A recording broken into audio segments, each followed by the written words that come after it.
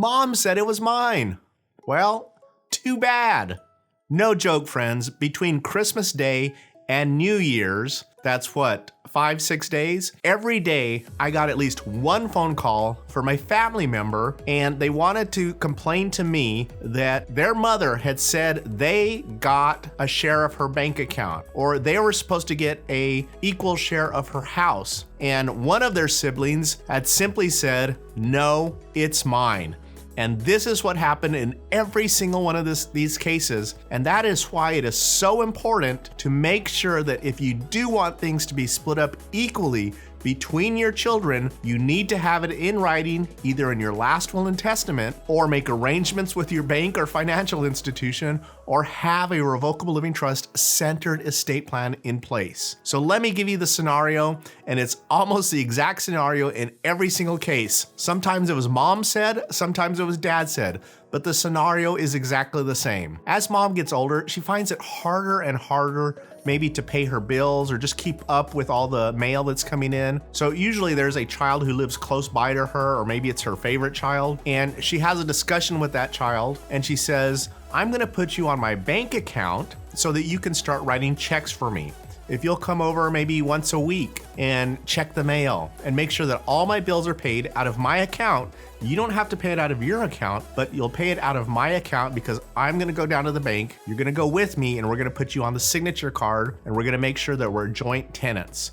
And that way you can pay all of my bills." And of course, the son or daughter says, "Of course, mom, of course I will do that for you." And then what happens at the next family get together, maybe it's Thanksgiving, maybe it's Christmas, maybe it's Easter, maybe it's a summer barbecue. And at this family get together, she has all three of her children there. And she tells them, "Look, I'm getting older and I have decided to put Joey here on my bank account so that he can help me on a weekly basis or a monthly basis to pay my bills and make sure that I don't get behind on anything. But I want you to know, and I've talked to Johnny, that when I pass away, whatever is in that bank account, he is gonna split up equally between the three of you." And everybody's like, "Okay, that sounds great, Mom. We're glad that Joey's doing it."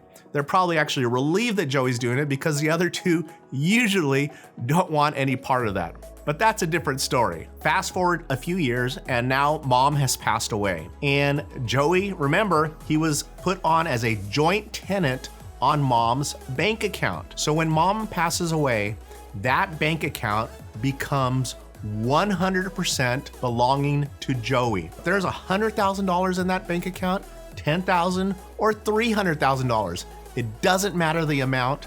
That money 100% goes to Johnny because he's a joint tenant on that bank account. The other two siblings, his brother and sister, say, "Where's our third of the money?" And Joey says, "You know what? I'm not gonna give it to you." At that point, there's a family explosion.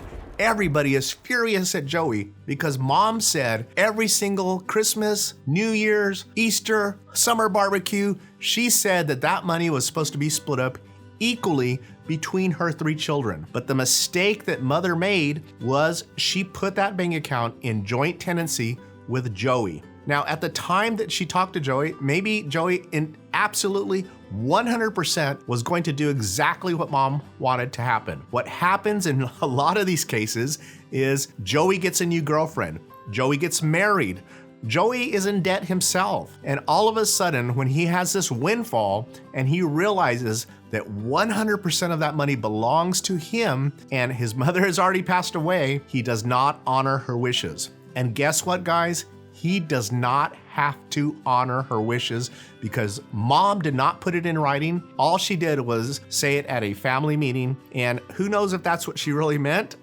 We don't know. And that's the problem. What is your evidence? And really the biggest problem is that Mom did not put it in writing. She did not say, "I have this bank account and I'm going to have it split between my three children." What she could have done instead is, instead of making Joey a joint tenant on the account, she could have just made him a signatory on the account where he could write checks on the account and maybe have access to the account, but he did not actually have any ownership in the account. And that's the mistake that a lot of people make. So if you're in this situation, talk to your bank, talk to your banker, and see what is the best thing to do. Talk to your financial advisor and talk to your estate planning attorney so that when you pass away, Joey doesn't decide to take all of that money, which is legally all his, and take a vacation, pay off his debt, or give it to his girlfriend.